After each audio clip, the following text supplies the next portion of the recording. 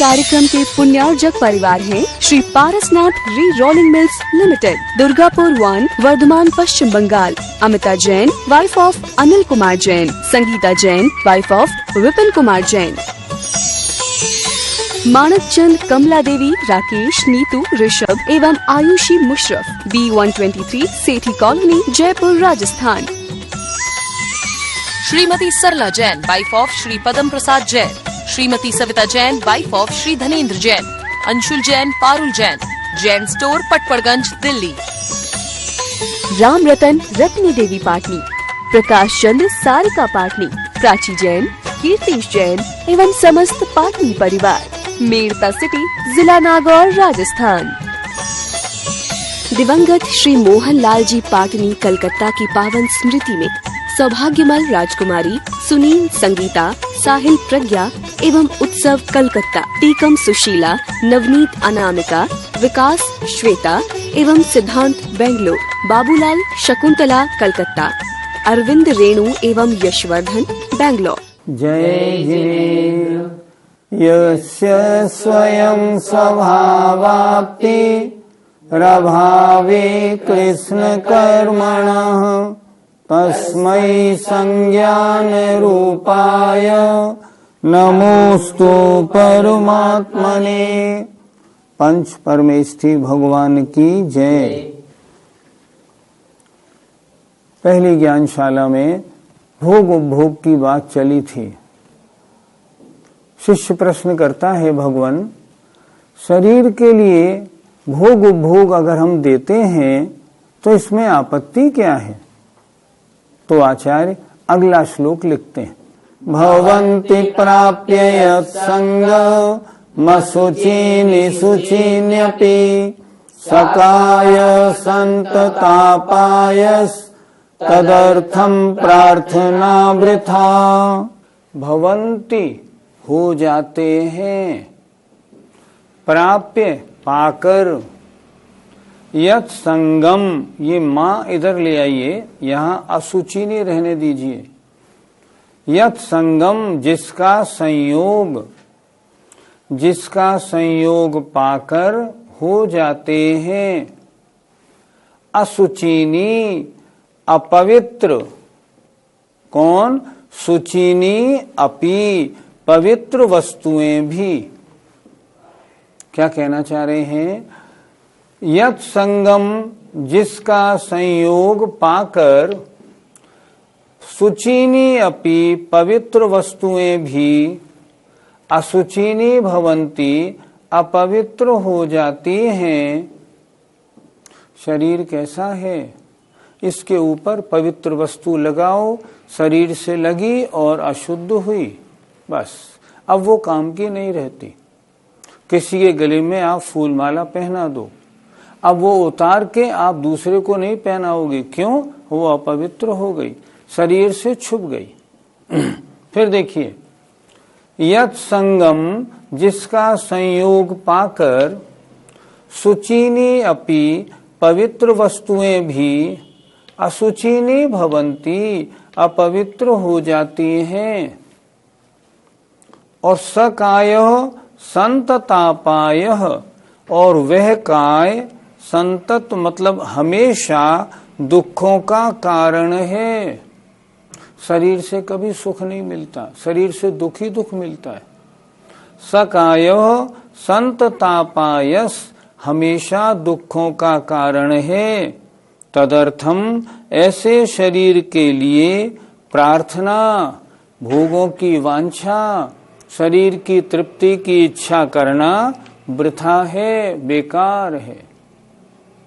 शरीर को क्या पुष्ट बनाना, शरीर को क्या भोग उपभोग की सामग्री देना, शरीर का स्वरूप तो देखो पहले, फिर देखें। यत संगम प्राप्य, जिसका संयोग पाकर, सुचीनी अपि, पवित्र वस्तुएं भी, असुचीनी भवन्ति, अपवित्र हो जाती हैं। और सकाय, और वह काय, शरीर, संतत अपाय, हमेशा निरंतर दुखों का कारण है। ऐसे तदर्थम उस ऐसे शरीर के लिए प्रार्थना, भोगों की सामग्री को एकत्रित करना, भोग सामग्री की वांछा करना वृथा है, व्यर्थ है, नहीं करना चाहिए। पंडित जी, तो क्या नहाने धोने में शरीर पवित्र नहीं होता? आप लोगों ने 6 ढाला में क्या पढ़ा और शास्त्रों में क्या पढ़ा, देखो तो सही। कैसा है शरीर? पल रुधिर राधुमल थैली, की कस बसादिते मेली, नब द्वार बहे घिनकारी, अस देह करे किमियारी। इस शरीर के अंदर वो पदार्थ भरे हुए हैं जो पदार्थ सबसे गंदे माने जाते हैं। सबसे गंदे पदार्थ मलमूत्र माने जाते हैं। वो आते कहाँ से? इस शरीर में से तो आते हैं। पल माने मांस, रुधिर माने खून, राध माने पीप और मल माने मलमूत्र आदि की ये थैली है।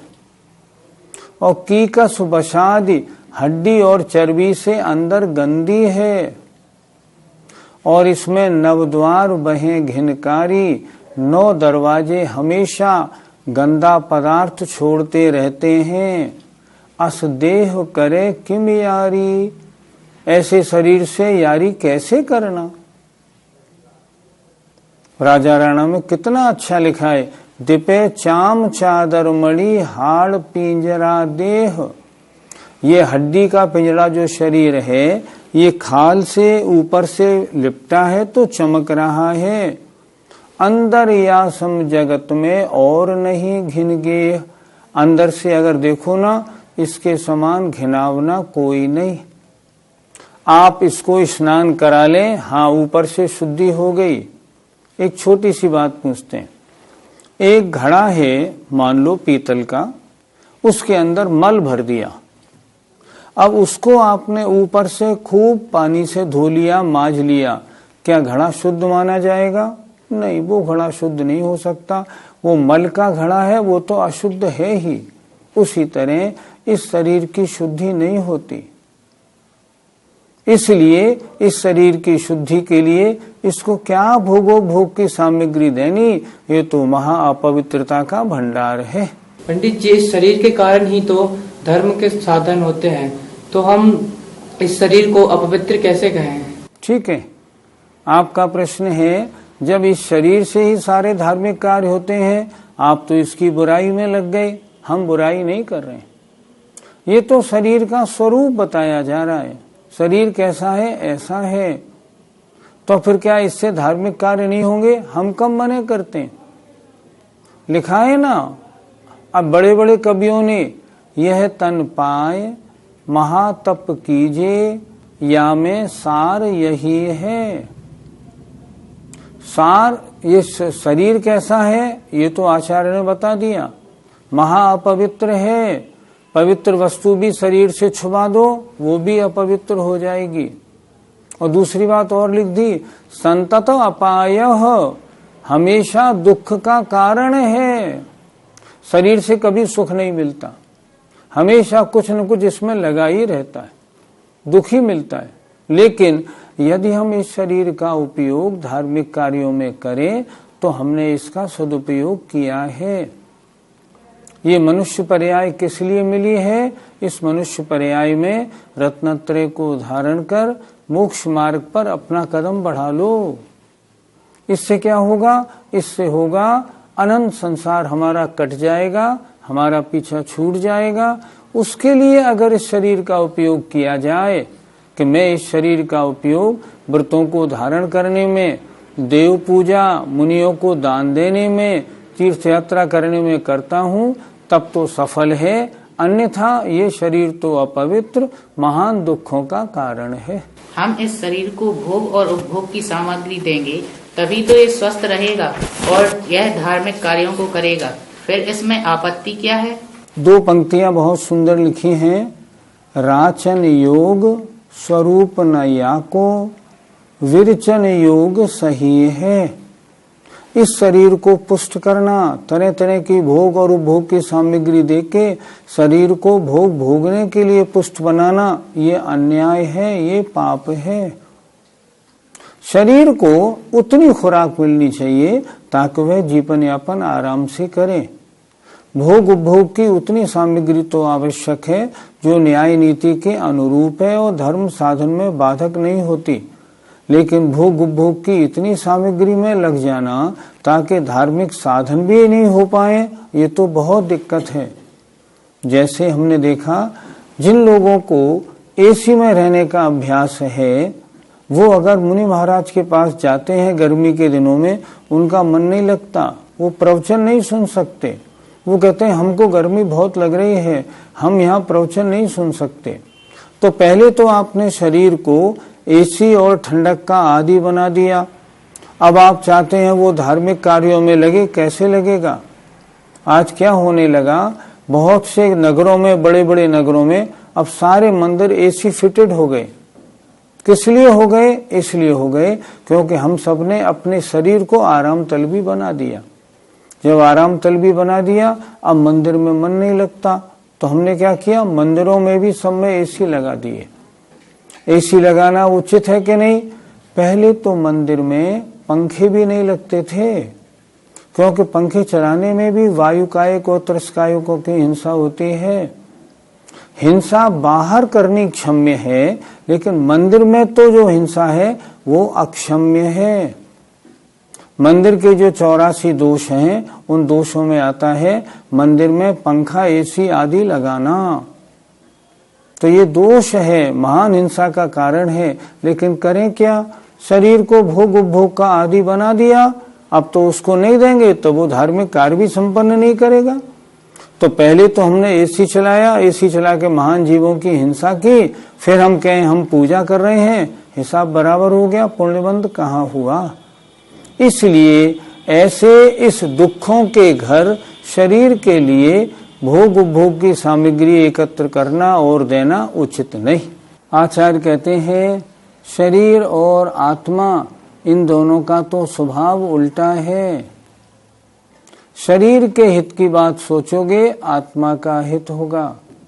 आत्मा का हित करना चाहते हो तो शरीर का अहित होगा। और इसी आशय से उन्होंने अगला श्लोक लिखा। श्लोक बड़ा सरल और बहुत अच्छा है। यज्जीवस्योपकाराय तद्देहस्यापकारकम्, यद्देहस्योपकाराय तज्जीवस्यापकारकम्। इस श्लोक में दो शब्दों का प्रयोग ज्यादा किया है, एक उपकार का, एक अपकार का। उपकार माने भला और अपकार माने बुरा। उपकार माने हित, अपकार माने अहित। अब देखते हैं श्लोक का अर्थ। यत् माने जो, जीवस्य जीव के उपकार के लिए है, अर्थात जिन कार्यों से जीव का हित होता है।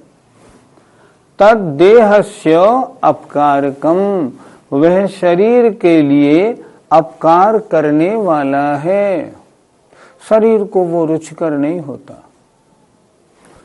और यद देहस्योपकाराय, और जो देह का उपकार करने के लिए है। तज्जीवस्य अपकारकम, वह आत्मा का अपकार माने अहित करने वाला होता है। सीधी बात, शरीर और आत्मा में 36 का आंकड़ा है। 3 का मुंह इधर, 6 का मुंह इधर। शरीर का ध्यान करोगे तो आत्मा नीचे जाएगी, आत्मा का ध्यान करोगे तो शरीर शांत होगा, नीचे जाएगा। करना क्या है, हमारा अपना निर्णय हमको बनाना है। आचार्य ने तो स्पष्ट लिख दिया, जो जीव के उपकार के लिए है वह शरीर के अपकार करने वाला है। आत्मा के कल्याण के जितने कार्य हैं उनसे शरीर का उपकार कभी नहीं हो सकता। और जो देह का उपकार के लिए है उससे जीव का अपकार होता है, कभी जीव का हित नहीं होता। इसलिए करना क्या है, स्वयं निर्णय करें। अगर आत्मा के कल्याण की बात करनी है तो देह के उपकार की बात छोड़ दें। ऐसे कौन से कार्य हैं जिनमें आत्मा का हित और शरीर का अहित है?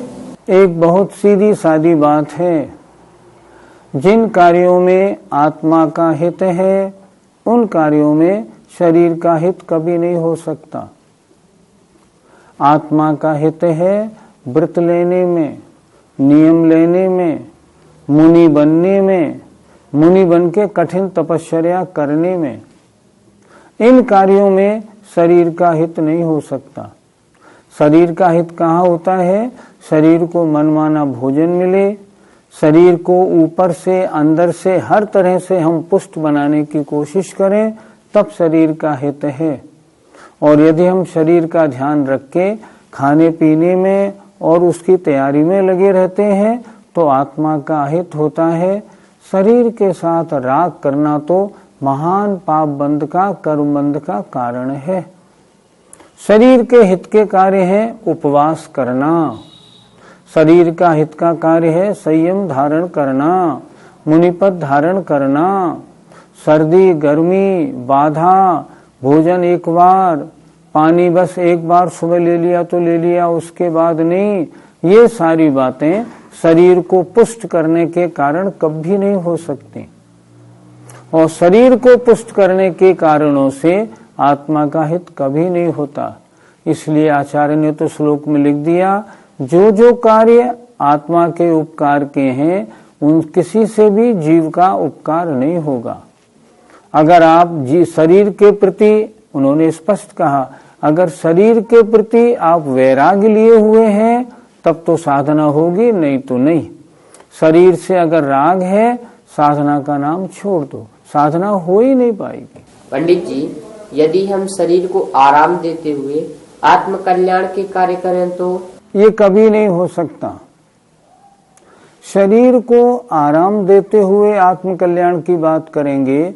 सबसे पहली बात, यदि शरीर को आराम देते हुए शरीर से आपका राग है, शरीर को आपको शरीर अच्छा लगता है, पहली बात आत्म कल्याण आपका प्रारंभ ही नहीं होगा।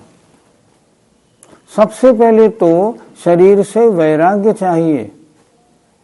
अगर शरीर से राग है तो महान पाप बंध का राग का कारण है, कोई कल्याण की बात नहीं हो पाएगी।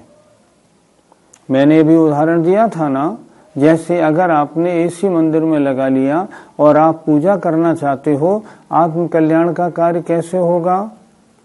मान लो 2 मिनट के लिए बत्ती चली गई, आपकी सारी पूजा बेकार, भगवान की भक्ति सारी खत्म। जहां जहां शरीर को आराम देने की बात होगी वहां आत्म कल्याण की बात कभी भी नहीं होगी। सम्यक दर्शन, ज्ञान और चारित्र शरीर के जो सुखिया हैं उन्हें कभी नहीं होता। जो महापुरुष हुए हैं, जिनके शरीर वज्रवृषभ नाराज सहनन वाले थे, उनकी बात अलग, वो शरीर के सुखिया नहीं थे।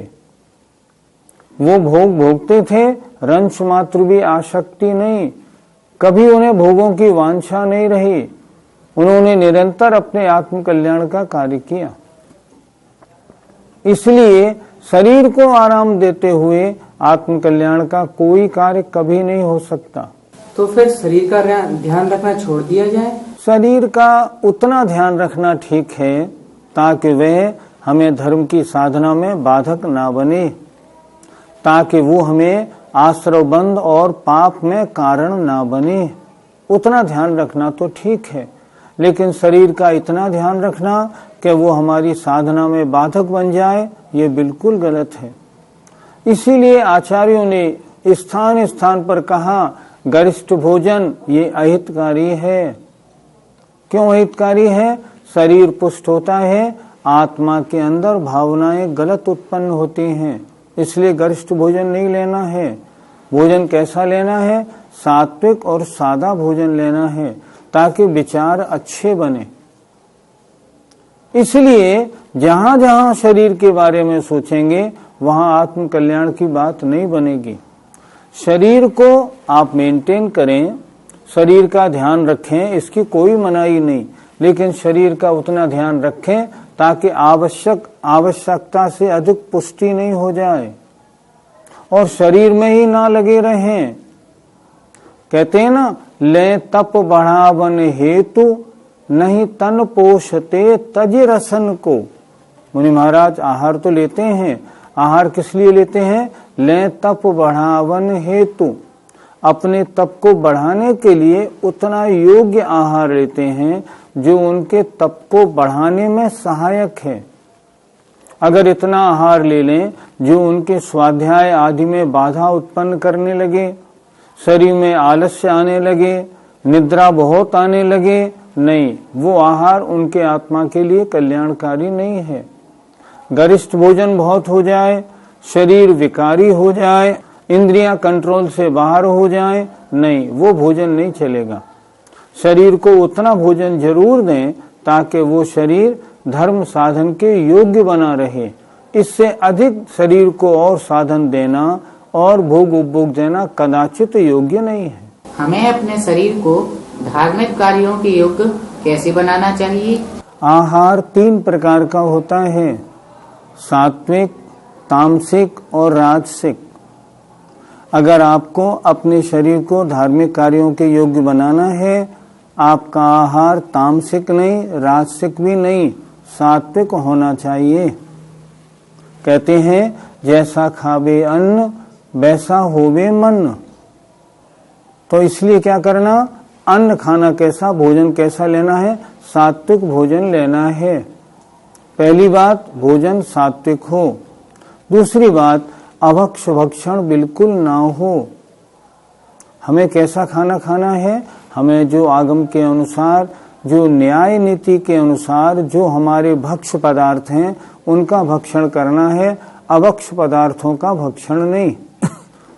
तीसरी बात, भोजन भी उतना लेना है जिससे शरीर आवश्यकता से अधिक पुष्ट न हो जाए, वजन ज्यादा नहीं बढ़ जाए, चर्बी आदि न बढ़ जाए जो हमारी धार्मिक साधना में बाधा उत्पन्न करे। हम भोजन ऐसा लें जिससे हमारा मस्तिष्क और हमारी बुद्धि ठीक बनी रहे। हम कोई ऐसे पदार्थ का सेवन न करें जो पदार्थ नशीला हो।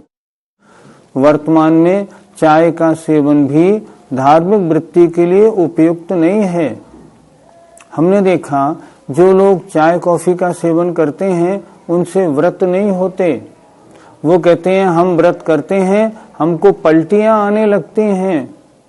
तो आपने अपने शरीर को धार्मिक साधना के योग्य कहाँ बनाया? आप तो उससे दूर ले गए। और अगली बात, अपने शरीर को आवश्यक कार्यों के करने के लिए, चलने फिरने के लिए बिल्कुल अच्छी तरह से योगा आदि करके सही रखना चाहिए ताकि किसी भी कार्य में बाधा नहीं हो। अगर पूजा विधान में कभी 2-4 घंटे खड़ा भी होना है, आनंद के साथ आप पूजा कर सकें। आपके शरीर के सारे अंग बिल्कुल ठीक हों, शरीर में कोई पीड़ा दर्द आदि ना हो। अन्यथा अगर दर्द आदि होगी ना तो फिर मन नहीं लगेगा। शरीर का उतना साधन बना लें जिससे आपका मन, आपका चित्त धार्मिक साधना में ठीक ठीक बना रहे। वह भोजन हमें लेना है जिससे हमारा शरीर एकदम सात्विक और धार्मिक कार्यों के योग्य बने। वह भोजन ठीक है, उससे अधिक भी नहीं और उससे कम भी नहीं। इतना भोजन भी नहीं लेना है जिससे शरीर क्षीण हो जाए। मनुष्य पर्याय में हमें शरीर को क्षीण नहीं करना, हमें शरीर को इतना योग्य बनाना है ताकि मनुष्य पर्याय मिली है तो इसका पूरा लाभ भी मिले।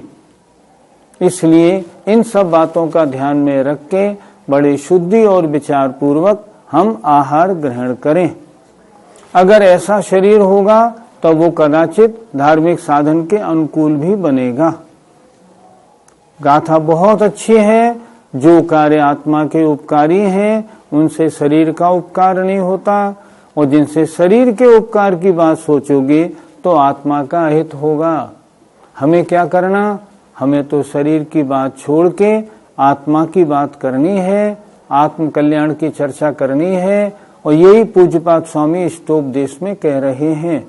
इसलिए शरीर को उतना भोजन, उतना आहार दें ताकि वो धार्मिक साधना के अनुकूल बना रहे। जय जिनेंद्र। इस कार्यक्रम के पुण्यार्जक परिवार हैं Shri Parasnath re rolling mills limited, Durgapur 1, Bardhaman, Paschim Bengal. Amita Jain, wife of Anil Kumar Jain. Sangeeta Jain, wife of Vipin Kumar Jain. Manak Chand, Kamla Devi, Rakesh, Neetu, Rishabh एवं Ayushi Musharraf, B123, Sethi colony, Jaipur, Rajasthan. Shrimati Sarla Jain, wife of Shri Padam Prasad Jain. Shrimati Savita Jain, wife of Shri Dhanendra Jain. Anshul Jain, Parul Jain, Jain store, Patparganj, Delhi. Ram Ratan, Ratni देवी पाटनी। प्रकाश चंद, सारिका पाटनी। प्राची जैन, कीर्तिश जैन एवं समस्त पाटनी परिवार, मेड़ता सिटी, जिला नागौर, राजस्थान। दिवंगत श्री मोहन लाल जी पाटनी कलकत्ता की पावन स्मृति में सौभाग्यमल राजकुमारी, सुनील, संगीता, साहिल, प्रज्ञा एवं उत्सव कलकत्ता, टीकम सुशीला, नवनीत, अनामिका, विकास, श्वेता एवं सिद्धांत, बेंगलोर। बाबूलाल, शकुंतला, कलकत्ता। अरविंद, रेणु एवं यशवर्धन, बेंगलोर।